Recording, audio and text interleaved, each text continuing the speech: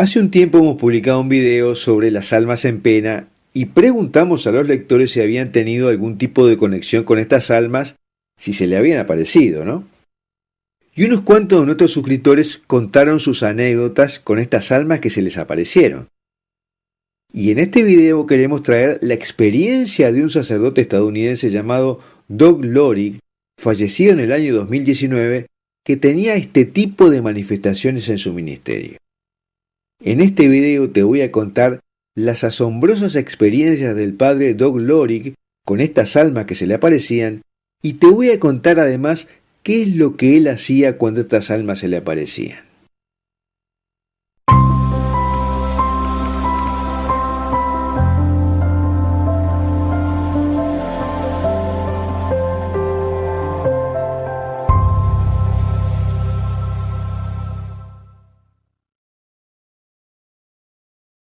Cuando nos referimos a almas en pena, queremos referirnos a almas de difuntos, que difícilmente sean demonios porque no tienen el comportamiento típico que observan los exorcistas. Tal vez son almas que estén haciendo su purgatorio en la tierra. Tal vez sin poder desprenderse de aquí, o tal vez sin saber que han muerto, como ha dicho el padre Fortea, que se ha cruzado con ellas en algunos exorcismos. Por ejemplo, a María Sima o al padre Pío, entre otros místicos, era común que se les aparecieran, y ellos interpretaban que eran almas del purgatorio, y llegaban a ellos con el propósito de pedir oraciones. Sin embargo, el padre Fortea y algunos otros exorcistas piensan que hay otras almas también, que se suelen llamar almas en pena, que no parecen ser las típicas almas que están afincadas en el purgatorio purificándose a la espera de pasar al cielo, o por lo menos no saben que están allí. Pero esto es un tema de discusión dentro de la Iglesia Católica entre los que creen en los sucesos sobrenaturales, porque hay muchos católicos, entre ellos sacerdotes, que descreen de las manifestaciones sobrenaturales. Pocos ven esas almas, y Dios les debe permitir por alguna causa particular que se manifiesten puntualmente a personas vivas, y en los casos más comunes lo hacen para pedir oraciones para salir del purgatorio. Pero también vemos aquí que hay casos de personas que tienen un don permanente para ver almas de difuntos que no llegan a ellos intencionalmente para pedirles oraciones. ¿Cómo sucede esto? ¿Qué hacer con ellas? Para poner algo de luz sobre esto te quiero contar el caso de un sacerdote en Scottsdale, Arizona, que ha construido una capilla para las almas del purgatorio como consecuencia de sus propias experiencias con difuntos en el otro lado. El padre Doug Lorig fue un sacerdote episcopaliano converso al catolicismo por medio del ordinariato y terminó como párroco de una de las parroquias católicas más importantes en el área de Phoenix. Decía que el Señor había utilizado una serie de experiencias místicas extraordinarias para instruirlo sobre las devociones más profundas del catolicismo cuando él era episcopaliano. Estas devociones incluyen la oración por las almas del purgatorio, algo que no se sigue en la mayoría de las denominaciones protestantes y evangélicas, donde la otra vida solo tiene dos destinos, el cielo y el infierno. Y para el padre Lorig era una cuestión práctica, empírica, y no de teoría teológica, porque él vio a algunas de ellas con sus propios ojos. En una docena de ocasiones, dice el sacerdote, se encontró personalmente con espíritus de muertos, incluyendo en la cama durante la noche, y ha sido llevado a rezar para guiar sus almas hacia Jesús. El padre Lorig, que fue ordenado sacerdote en 1984 y quien estaba casado y tenía 4 hijos y 15 nietos, tuvo algunas experiencias especiales cuando estaba en la iglesia episcopal de San Andrés en Nogales, cerca de la frontera con México. Esta iglesia había sido construida sobre un cementerio indio, indios que eran pacíficos, dice el padre Lorig. Él cuenta que mientras estaban cavando un pozo seco para la eliminación adecuada del vino de la comunión, los trabajadores se encontraron con vasijas hechas a mano. Llamaron a la Universidad de Arizona que tenía paleontólogos y fueron. Y fue muy interesante, porque preguntaron a estos paleontólogos de la universidad si no había habido ningún evento paranormal relacionado con el hallazgo de esas vasijas. Y el padre Lorig recordó que hubo 2.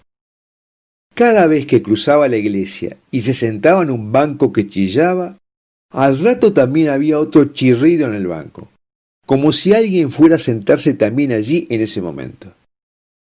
Él discernió que un anciano le seguía, y llamó al hombre que había sido pastor antes de él, y le preguntó si había visto algo.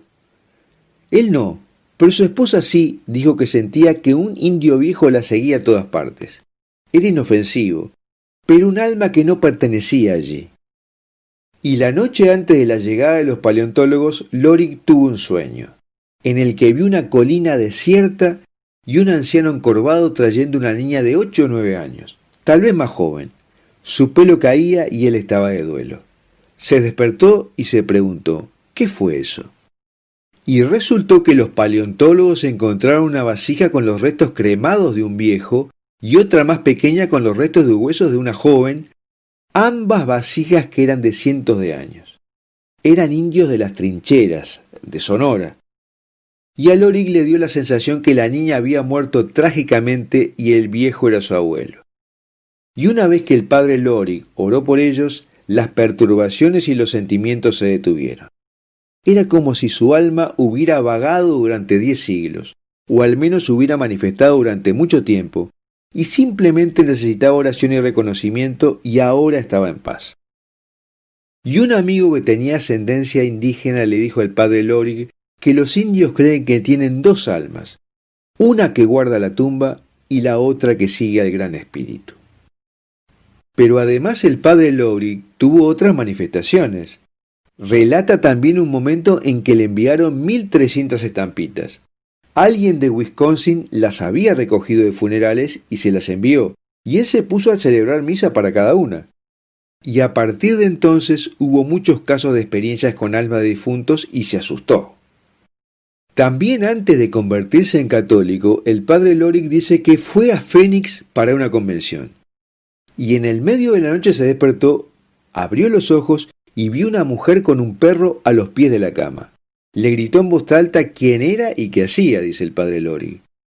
Y a la mañana siguiente fue a la recepción y le preguntó al hombre que había trabajado más tiempo allí, si había habido una mujer y un perro muertos allí. Y le dijo que sí, que hubo una mujer y un perro que habían sido muertos en un accidente en la calle fuera del hotel. Y en Dallas hubo también experiencias con muertos que le asustaron, dijo el clérigo. Y le dijo a Dios que parara eso. Si es esto algo que tú haces, no lo quiero. Se despertaba en medio de la noche y veía el espíritu de una persona muerta. Pero las observaciones estaban asociadas, y pronto se dio cuenta de la intercesión que el Señor deseaba. En un caso celebró en la sepultura de un joven de 17 años de edad llamado Tony, que había estado involucrado con las drogas y se suicidó. Oró por él en cada misa durante un año, y un año más tarde fue al cementerio Reina del Cielo para otro funeral de un recién nacido. Y puso el coche en el otro extremo del cementerio.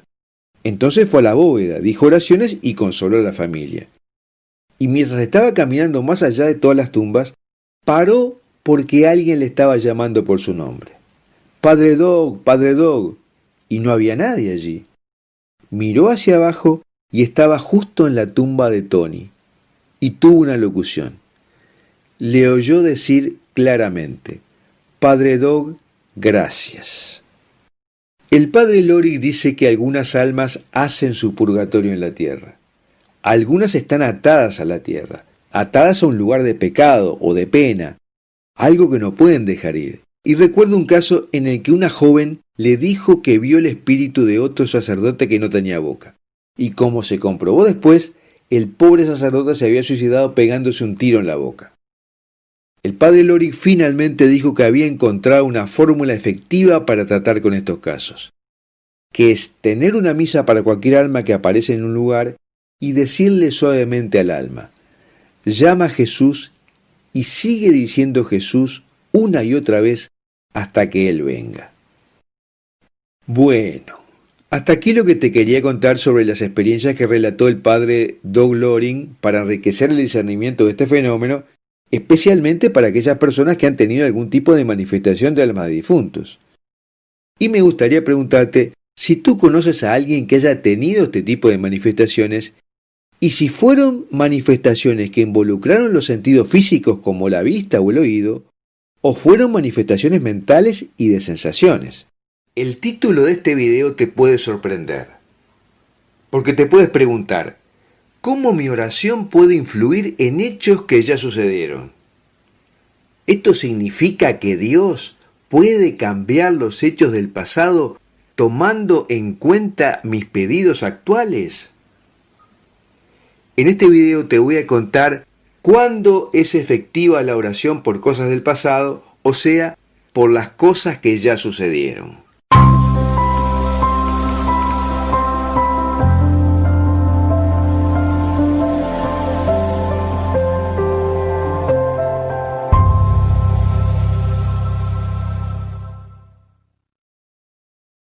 Cuando oramos, pedimos la intercesión de Dios, o sea, que atienda nuestra solicitud cuando toma una decisión. Pero sucede que Dios vive fuera del tiempo. No existe ni pasado, ni presente, ni futuro para Él, porque todo lo tiene ante sí, en forma simultánea. Esto es lo que justifica que puedas orar por cosas que están en el pasado de tu vida.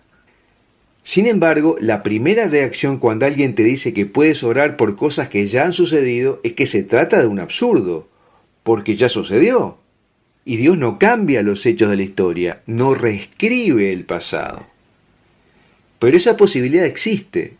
Imagínate esta situación. Estás esperando a un ser querido en el aeropuerto y se atrasa el vuelo en que llegaba. Luego citan a lo que estaban esperando a las personas de este vuelo y en una sala privada les comunican que el vuelo ha sufrido un accidente, que hay gente que se salvó, pero no tienen el listado de quienes fueron. Lo que haces inmediatamente es ponerte a rezar para que tu ser querido no esté dentro de los muertos. Sin embargo, el accidente ya sucedió, está en el pasado humano. Cuando tú vayas a orar, ya está muerto o ya se salvó. ¿Esto significa que la oración que haces o que hiciste es inútil o no tiene sentido? Diríamos que no, porque no sabes lo que sucedió y no le estás pidiendo a Dios que cambie el pasado. Le estás diciendo a Dios cómo te gustaría que hubieran pasado las cosas y que escuche tu petición. Por eso en Isaías 65:24 Dios dijo, antes de que llamen responderé. Dios quiere hacer las cosas con nosotros, involucrarnos, y ahí reside la fortaleza de la oración. Él nos llama a orar y a pedir.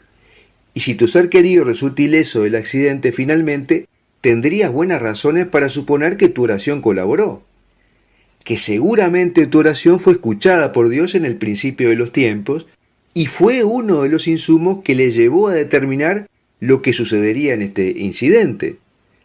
De modo que deberías estar agradecido a Dios porque tu ser querido no murió y además por haber contestado favorablemente tus oraciones. A Dios lo consideramos con tres características centrales. Una es su omnipotencia, lo puede todo. En segundo lugar, consideramos su omnisciencia, lo sabe todo, conoce cada cosa que sucede en el mundo, en la creación. Y en tercer lugar lo consideramos omnipresente, que está presente en todos lados, una especie de bilocación múltiple. Y en este aspecto no está limitado ni por el tiempo ni por el espacio. No hay nada que le escape en el presente, en el pasado y en el futuro a su conocimiento.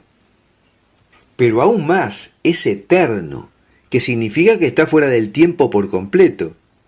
Dios vive en el ahora eterno, fuera del tiempo, en una situación donde el tiempo no pasa, que es distinto de la hora temporal que experimentamos los seres humanos, donde los momentos llegan y luego se deslizan hacia el pasado.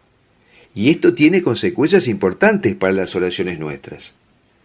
Recuerda especialmente dos cosas. Primero, que Dios no está obligado por el tiempo. Él está completamente fuera del tiempo. Toda la historia está a su vista simultáneamente como un mural gigante. Él puede ver el pasado, el presente y el futuro en el mismo instante, simultáneamente. Lo sigo repitiendo porque es fundamental. Y segundo, que la acción de Dios en el mundo no es independiente de la nuestra, si bien somos su criatura. Dios quiere y pide nuestras oraciones, como lo ha dicho Jesús cuando dice, pide y se os dará, Mateo 7:7. De modo que el sostén del universo quiere tener en cuenta el insumo de nuestros pedidos por amor a los hombres. Pero como ante Dios están el presente, el pasado y el futuro juntos a la vez, como si fuera una sola cosa, Él sabe el momento humano en que yo oro por una cosa y sabe también cuándo sucede la cosa por la que yo oro. Por ejemplo, el momento en que oro por la salvación de una persona moribunda y el momento en que muere esa persona. Y además, Él es capaz de actuar en esos dos momentos. Entonces nuestras oraciones no solo pueden hacerse para pedidos sobre el presente y el futuro como normalmente hacemos, sino también podría incluirse el pasado. Y esto lo solemos hacer automáticamente sin darnos cuenta cuando nos dicen que alguien murió y elevamos una oración por su alma, aunque probablemente ya sucedió el juicio particular a esa alma y Dios ya decidió sobre ella. Aquí está un ejemplo de cómo funciona esto según cómo contó el Padre Pío. Un médico que era muy cercano al Padre Pío recibió una carta de una mujer cuya hija estaba a punto de morir. La madre imploraba al futuro santo por sus oraciones y bendiciones sacerdotales. Pero el doctor no pudo enviarle esta carta al Padre Pío hasta varios días después de haberla recibido. Después de leer la carta al Padre Pío, este médico le preguntó cómo debía responderla. Y el Padre Pío respondió: así sucederá.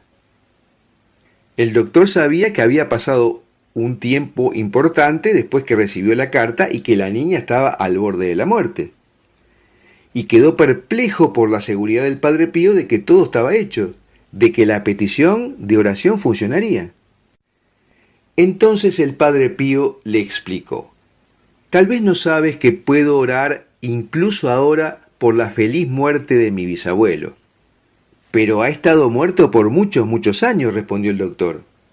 Yo también lo sé, dijo el Padre Pío. Déjame explicarte dándote un ejemplo. Tú y yo morimos, y gracias a la buena suerte y la bondad y misericordia de Dios, estamos obligados a permanecer en el purgatorio durante 100 años. Durante estos años nadie reza por nosotros o ofrece una misa por la liberación de nuestras almas. Pasan los 100 años y alguien piensa en el Padre Pío y el buen doctor y se ofrecen misas. Para nuestro Señor el pasado no existe, el futuro no existe, todo es un presente eterno, de modo que estas oraciones habrían sido tenidas en cuenta antes que sucediera la muerte de mi bisabuelo. Y esto significa que incluso ahora puedo orar por la feliz muerte de mi bisabuelo para que se haya salvado del purgatorio. Esto nos alerta en síntesis de que podemos orar por sucesos del pasado, porque Dios toma en cuenta nuestras oraciones en el momento que es necesario. Estamos hablando de orar por sucesos del pasado, pero sobre los que no conocemos el resultado. Por ejemplo, por la salvación del alma de un fallecido, porque una persona llegue sana y salva de un viaje aunque el viaje ya haya terminado, para que una persona no tenga una enfermedad cuando se va a hacer un análisis médico, teniendo en cuenta que el análisis médico es posterior a contraer esta enfermedad. Y lo mismo vale para orar cuando una persona va a rendir un examen o tener una entrevista para trabajo y muchas otras cosas más que te puedes imaginar. Oremos por nuestros seres queridos muertos para que se hayan salvado y para que no hayan tenido que pasar un largo tiempo en el purgatorio.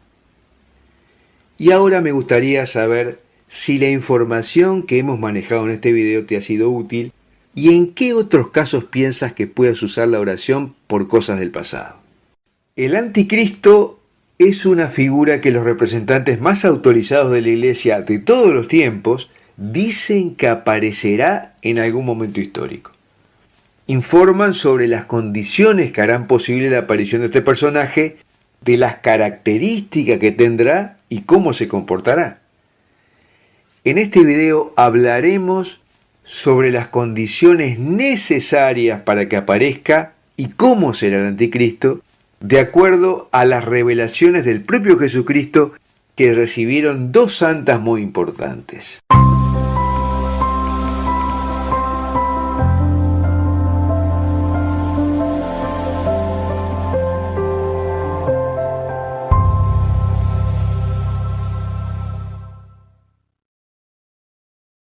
Ya en la Biblia, San Pablo menciona al anticristo en dos Tesalonicenses 2.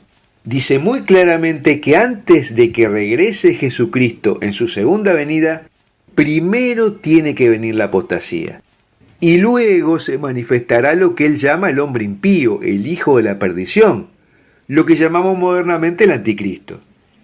Y agrega que este personaje llegará al extremo de sentarse en el santuario de Dios y proclamar que él mismo es Dios. San Pablo dice además que la venida del impío estará impulsada por el influjo de Satanás, y agrega que estará señalada con toda clase de milagros, señales, prodigios engañosos y maldades que seducirán al pueblo. Y una cosa más sorprendente aún es la explicación que da de por qué Dios dejará pasar esta tribulación. Dice que es para que sean condenados los que no creyeron en la verdad y prefirieron la iniquidad. El anticristo aparece como una figura importante también mencionado en el Catecismo de la Iglesia Católica. El numeral 675 del Catecismo de la Iglesia Católica dice que antes del advenimiento de Cristo, la Iglesia deberá pasar por una prueba final que sacudirá la fe de numerosos creyentes. Y que esto tendrá la forma de una impostura religiosa que proporcionará a la humanidad una solución aparente a sus problemas al precio de la apostasía de la verdad. Y luego dice que la impostura religiosa suprema será la del anticristo, y lo define como un pseudo-mesianismo en el que el hombre se glorifica a sí mismo colocándose en el lugar de Dios. De modo que el anticristo es la etapa final de un proceso de impostura religiosa que apostata de la verdad, que niega la verdad. Y este proceso ya lo vemos avanzado hoy con la tendencia actual a priorizar los sentimientos y las emociones personales sobre la verdad y la razón. Incluso vemos que esto ha afectado también a la Iglesia, porque no ofender a otras personas tiene a menudo prioridad sobre la enseñanza inequívoca de la doctrina y la verdad de la fe. El clima predominante sostiene que molestar a las personas, herir sus sentimientos o hacer que se sientan excluidos es casi lo peor que podemos hacer. No importa que el Jesús bíblico haya molestado a muchas personas con sus palabras, e incluso que él mismo excluyera a aquellos que no podían ser sus discípulos porque no llevarían su cruz y no lo amarían a él sobre todos los demás. En la iglesia de hoy, caminamos sobre cáscaras de huevo para evitar ofender mencionando la verdad y hablamos sin cesar de ser una comunidad acogedora. Y esto lleva a algunos sacerdotes a deformar la verdad de nuestra doctrina, a través de la enseñanza selectiva, el silencio o incluso en algunos casos la tergiversación de lo que enseñan el Señor y las Escrituras. Por ejemplo, la misericordia se enseña con frecuencia sin ninguna referencia al arrepentimiento, cuando el grito de Jesús ha sido arrepentíos y creed en el Evangelio. Marcos 1:15. El avance del clima de apostasía en el mundo, o sea, de pérdida de fe, es lo que permitirá que aparezca el anticristo más adelante.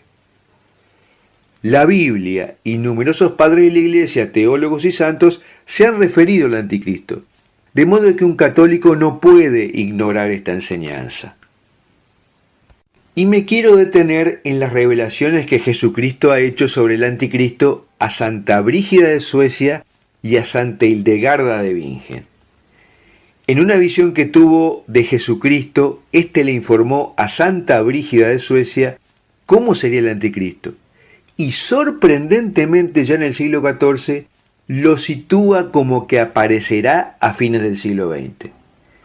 Ella dice que cuando muchos cristianos sean amantes de las herejías y los hombres malvados persigan al clero y pisoteen la espiritualidad y la justicia, esta debe ser la señal de que el anticristo vendrá sin demora.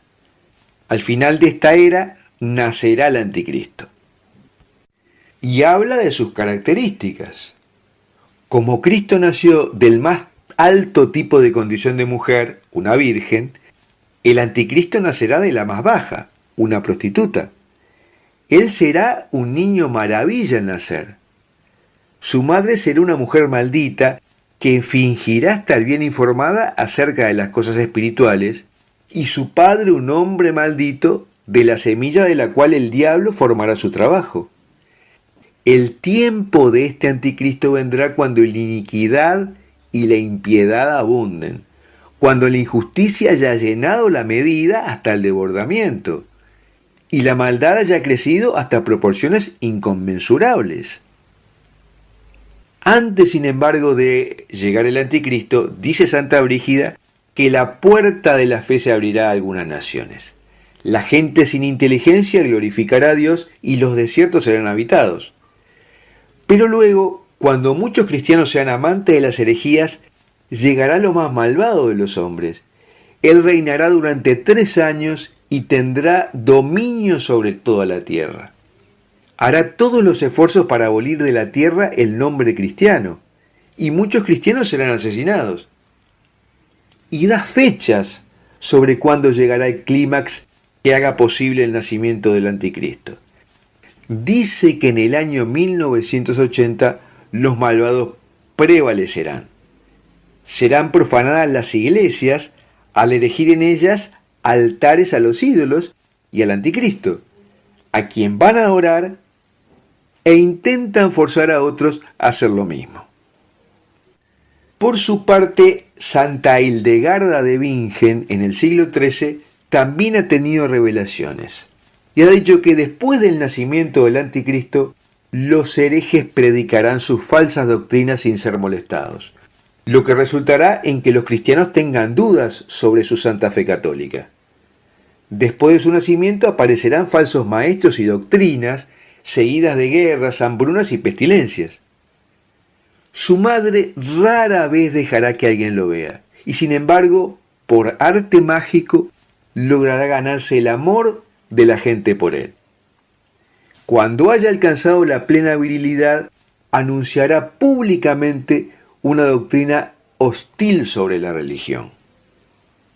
Atraerá a la gente sobre sí mismo, concediendo una exención total de la observancia de todos los mandamientos divinos y eclesiásticos, perdonándole sus pecados y exigiéndole solo su creencia en su divinidad. Él rechazará el bautismo y el evangelio. Abrirá la boca para predicar la contradicción. Él dirá: Jesús de Nazaret no es el Hijo de Dios, solo un engañador que se definió a sí mismo como Dios, y la iglesia instituida por él es solo su perdición. El verdadero Cristo ha venido en su persona. Él dirá: yo soy el Salvador del mundo. También otorgará la libertad total de los mandamientos de Dios y de la iglesia y permitirá que todos vivan según lo dicten sus pasiones. Al hacerlo, espera que la gente lo reconozca como liberador del yugo y como la causa de la prosperidad del mundo. Dirá que no necesitas ayunar y amargar tu vida por renunciaciones. Será suficiente con amar a Dios. Predicará el amor libre y desgarrará los lazos familiares. Él despreciará todo lo sagrado y ridiculizará todas las gracias de la iglesia con burla diabólica. Condenará la humildad y fomentará dogmas orgullosos y horripilantes. Él derribará también lo que Dios ha enseñado en el Antiguo y Nuevo Testamento y mantendrá el pecado y el vicio diciendo que no es pecado ni vicio. Se aliará con los reyes, los príncipes y los poderosos de la tierra. Condenará la humildad y exaltará todas las doctrinas del orgullo. Y su arte mágico fingirá los prodigios más asombrosos. Bueno, creo que con esta información tenemos un panorama claro del clima que hará aparecer al anticristo y cómo será este personaje para tener los ojos bien abiertos.